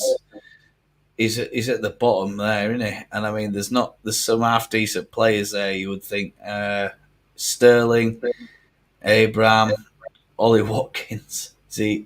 Ollie Watkins is even higher. I mean, he's hardly made an appearance as Ollie Watkins, I think. Passes 318 and 18.382. Successful passes 224 out of 318, 3125. So he's had a bit of a shocker as Patrick. Yeah, I think in my opinion.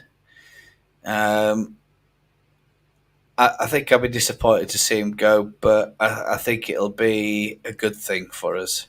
I think it'll be a good thing. But like anything else, when a player leaves, there are a lot of kids in there. They'll absolutely love Patrick Bamford. A lot of people there love Patrick Bamford, and unfortunately, the season that he's had for me just means that it might be time for him to move on in his career and try and further developing himself. But the thing that you hate to see is when a player leaves after a terrible season and wherever they end up, he'll go bang 30 goals in. You'd just be like, Patrick. That's the last thing you want.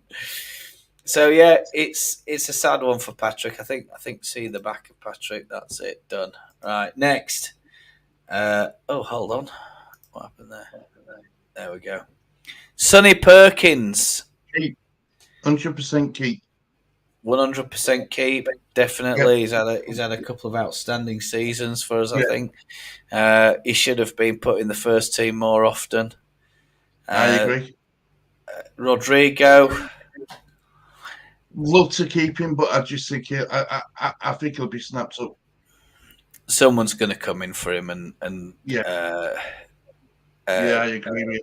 Take him off our hands. I'm afraid. I think he's another one. His time's done. I think at Elland Road, and it's an absolute shame because I think he's been for me star man for me all day long. I think he's been brilliant for us this season, and he's certainly he deserves to be in a better team.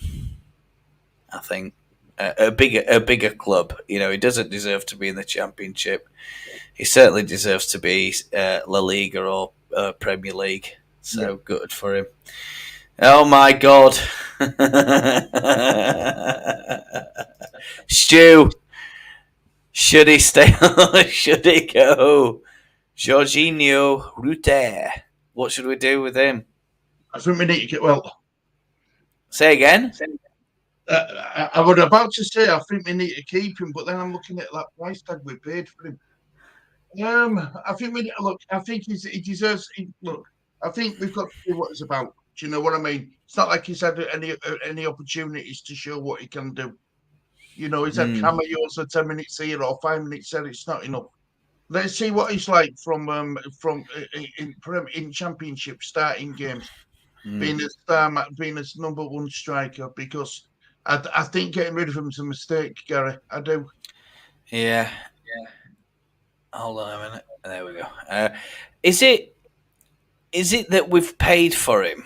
Because I mean, there was talk about it's some kind of we don't have to pay for him, and it's a loan move if he doesn't exceed a certain number of games or a certain number of minutes. And I think there's a grey area about have we actually signed and paid for him? And if we have, we're stuck with him. Because there's no one else out there who's going to stump up 35 million for an unproven striker. No. And I mean, I suppose you could sell him to Everton or Chelsea.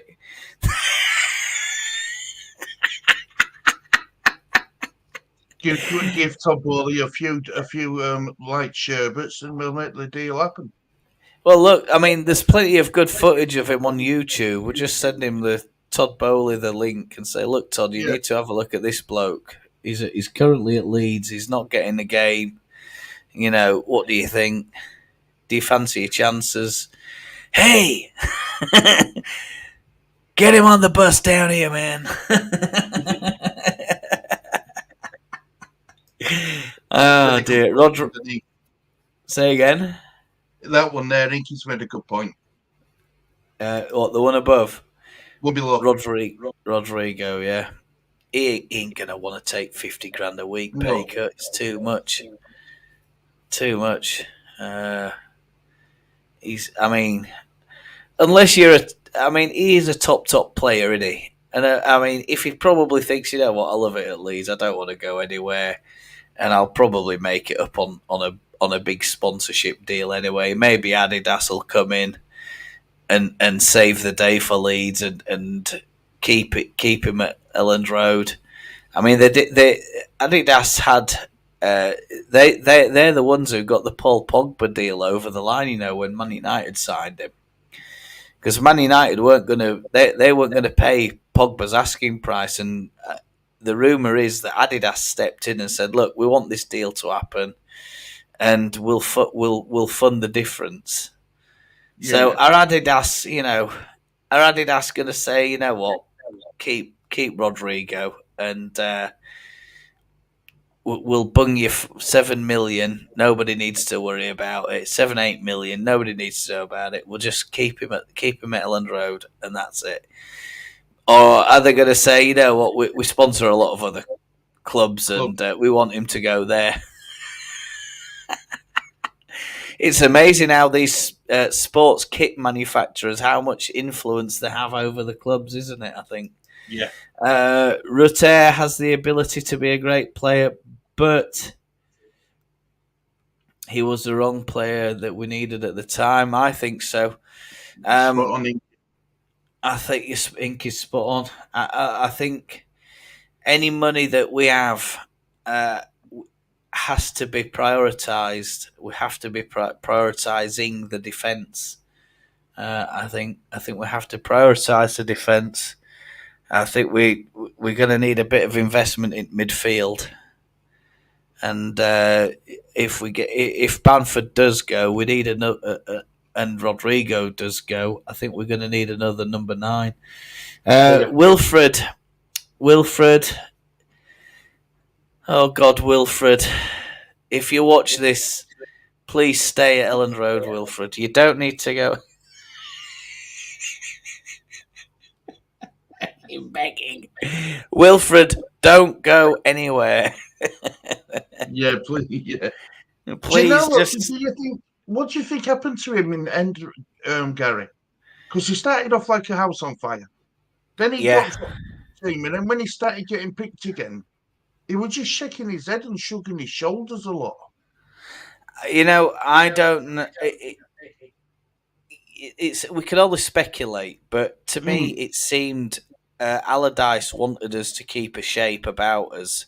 Yeah, and I think that it was probably more a case of, you know what, you stay out on that left touch line, and I don't want you cutting in. And I think that's probably where, you know, Wilfred probably struggled a little bit, because when he was in the beginning for him, it was brilliant, wasn't it? Yeah. And he was cutting in, But I noticed during a couple of games in those last few games when he was playing for us that he didn't seem to be cutting in as often. No. Hello, man, Josh. He didn't seem to be cutting in and coming inside as often, trying to get in and support the you know, Rodrigo or Bamford or whoever it is. And I think he was probably a little bit restricted about what his position should actually be on the pitch. Because I mean, I spotted him. I was like, he's literally stood hogging the touchline, and he's not going to influence the game too much while he's stood out there. And I understand that, you know, you want him to go and have attack the right back, but like. He needs to be involved in the game. He's not getting involved enough, and he's probably isolated. And like anything else, innit, the other teams know about him. They're going to go 2 up, 2 on him, 3 on him. So he's you know, he struggled those last 4 games. But is he going to leave? On a serious note, there's, in my mind, there's no doubt. I think Wilfred is going to go. I think he's probably going to go. I can't see how he's going to stay when we're paying him less than 10 grand a week at the minute. Apparently, I mean, I can't tell you if that's accurate or not. But he's on less than 10 grand a week. Doesn't make any sense for him to stay. I think one of the big Italian clubs will come in for him, and they'll pretty much guarantee him whatever he wants, you know. So it seems like he you know, he misses home. He said that. I think he's on his way. Stu, what do you think? I'd like to keep him, Gary, if I'm honest. I really would like to keep him. I think he's got bags of potential. And me only saw a glimpse of what he's got to offer.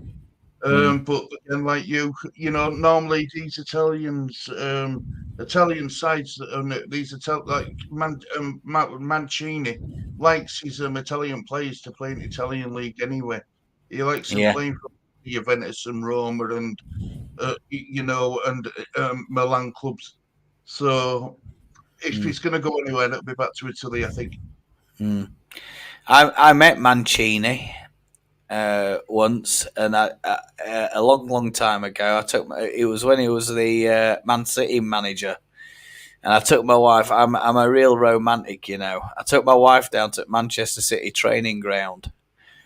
I said, come on, we'll go see if we can see any players." Anyway, did we see some players? Oh yeah, we did. Balotelli, Dzeko, Silva, a couple of others. You know, all Joe Hart, I think, was there at the time, and got a couple of photographs with him and autographs and all that sort of thing. And guy comes down. He's on a racing bike, like a pedal bike racing bike. Dressed to the nines, he's got helmet on, scarf over face, ski glasses on, and alt gear. I'm like, who the bloody hell's this? And they're like, locals like, hey, it's Mancini. Hey, Roberto. And a couple of kids were telling me all these stories about Balotelli and how much of a nice guy he was locally in the community. And one of the stories goes that he'd heard or he'd got some sort of story about one at local churches trying to do a fundraiser to repair the roof. And he went in and like literally just wrote him a check for 15 grand, left it in charity box and left. Right. And then there's a story about the school bully and the kid.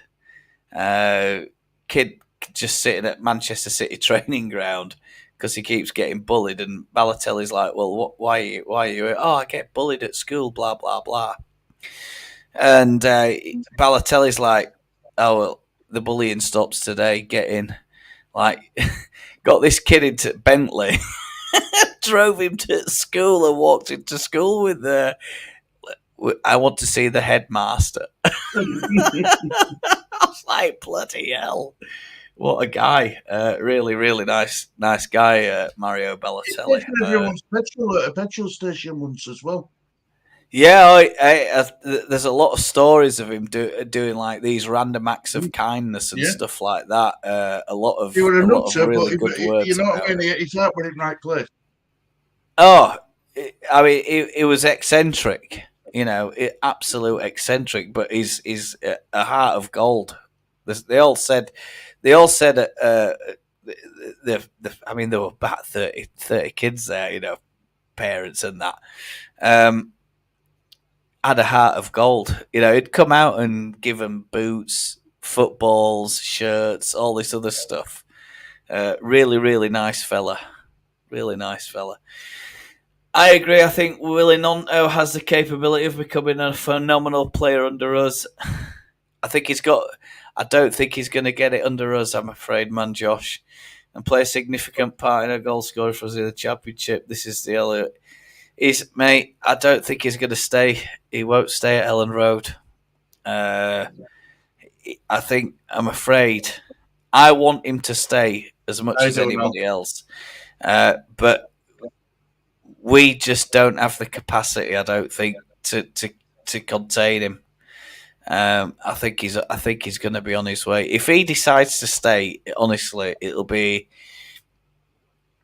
a miracle. But you know, he's still getting picked up in the first teams, in this team, in that team, all the other teams, and he's phenomenal, isn't he, Wilfred? I love him. I think he's a great player. I think he's absolute.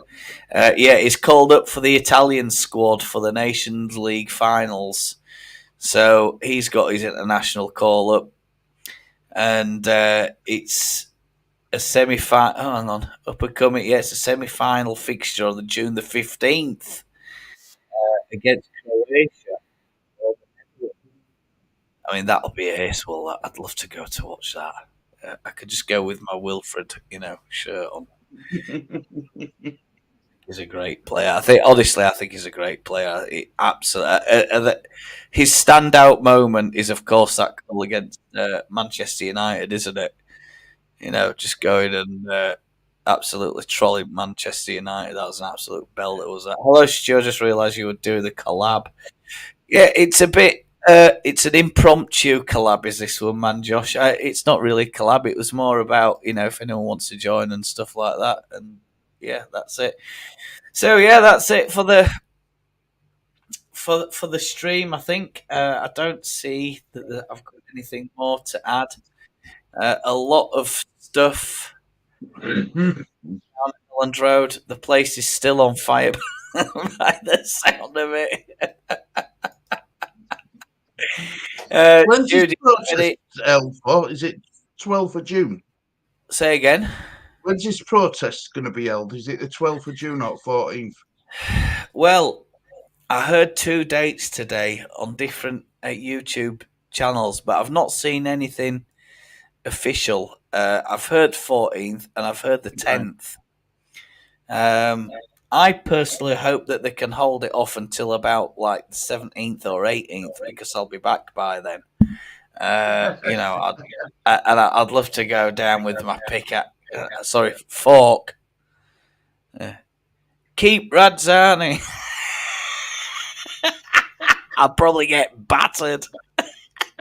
Well, if it's happening on 10th, it might still be going on when you get back. There's still rioting down in Elland Road. Yeah, it probably will, won't it? I think if things get as serious as what everybody's making it out to be, and I mean that, let's not make any mistake. There are some absolute hard cases, but I mean these people are being influenced. And they're not being influenced with the facts, unfortunately. They're being influenced with a lot of sensationalism. Yeah, I agree with you. I do. A lot of waffle, and I'm not so sure. I'm not convinced it's the right thing to do. Anyway, I don't think protesting is going to fix anything. Radrizzani ain't going to pay any attention to it, and he won't be there anyway. I was going to say, it might be in Italy or something, won't it? He won't. Italy or USA. I mean, it's transpired that he has been in USA. I mean, this guy can access private jets. $8,000 to $10,000 an hour to put one of those things in the air. You don't know where he's going to be next, so it's. Is in the elites. Is Radrizzani? I think he'll. I think it'll all come good in the end. But man, Josh, I mean, we've been talking a bit about the business side of it today. We started off with that, and then Stu's joined me for should they stay or should they go? Stay or go bingo with me and Stu. And I just wish I had a red pen function to be able to, put a red cross over the face he's off. He's going. He's done. But I'm afraid we don't have that function to do that yet. So there we go. Message: Willie can expect a massive pay rise on a new deal. It's interesting. His deal is 5 years, isn't it? He recently signed that with us. So are we going to try and put him on another new deal? And is somebody going to come in and trump the work that Leeds are putting in? I mean, at the minute, Inky, the thing is there's nobody there making decisions. Just Kinnear, and Kinnear's there. Apparently, he's. Allardyce has gone. We know that, but he's been going through the entire squad. Hasn't? Do you want to stay or do you want to leave? You can imagine Patrick Bamford. Well, I think I'll stay. I'll stay. It's a difficult one, isn't it? I mean, I think they should get rid. I'll go back and watch it from the start now. I'm sure it'll be amazing. Thank you, Stu, for joining finally. Thanks for investing your time. Yes, no problem, man, Josh. Always very polite, man, Josh. Yeah, I like it. You go. Lovely young man. So really, really nice. Always kind words from man, Josh. So, Stu, do you have anything to add? Is there anything I haven't covered? Is there something that you've got on your chest? Tell me how you feel. Are you feeling a bit better? Yeah, antibiotics are working. That's good news. Look, Is it getting back to Leeds? I think getting back to Leeds. I think what I would say is, look, let's just, like you says, hand fire. Let's not get too upset about what's going off. Let the running of the club be left to 49ers and Radrizzani to sort out. He doesn't need us lots going down there and bloody causing trouble, does it? And if you are going to do it peacefully, for God's sake. Yeah. I mean, the last thing you want is a bunch of cops turning up, and then a bunch of, people purporting to be Leeds fans, and then bringing shame on the club, and bringing the club into disrepute before we've even started the new season, because you know what's going to happen. It'll be everybody knows. Inky. I think that's really the main message from this stream is once that is done, and if it gets done, the club can move forward. Then we can all move forward, and just try and put this season down as a bad chapter, as a blip in the club's history, and we go again, try and win the championship. As champions, and that's it. I think a good shake-up, good reorganisation isn't necessarily a bad thing. I don't think so. As long as we try and do that, and we could come back stronger. And if we do come back stronger, hopefully whoever's in charge at that point can make some decent decisions. Because I think that's one of the things that Radrizzani has acknowledged is that along the way, quote unquote, we've made some bad decisions. So, there we go. Okay, Stu. Well, thank you so much for supporting. Thank you so much for joining. I'm going to end it now. 2 hours, my God. And all the very best. Have you got any news about this week's agenda, Stu? Have you got any more streams coming on, or is it just as and when something breaks? Elland Road. As and when. As and when. As and when. Yeah. It's when as and when. We've got an FPL show coming up, but I don't know when that's going to be. But it will be soon. But yeah, do you know what I'm looking forward to doing? Players. When we sign players and stuff. That's the bit I'm looking forward to doing. Not this, not all, not every day doing bad news stories all the time. Yeah, I agree. I think, is it correct that Areola has now resigned, hasn't he? I think he's got, he's on his last game. He was one of the hot favourites to take the new position, wasn't he? But I don't know if the 49ers are going to go for him because he's linked with Orta, I think, and he was previously linked under Orta's regime. So it's going to be good. It'd be great. I can't wait for the day that we have something positive to talk about. I really can't. I mean, it's hard when you're having to. But then again, if this stream reaches one person and they learn something new from it about bridging loans, all that, it's worth it, I think, all the time, any day. So, yeah. Okay, thank you so much for joining. I'm going to leave a little recommendation up here in case you want to view any more of my content. Go over and see the disabled team. He's over there, Stu, and make sure you subscribe there as well. And we'll look forward to speaking to you. If you've got any comments or anything like that, leave them in there. I'll reply as best as I can.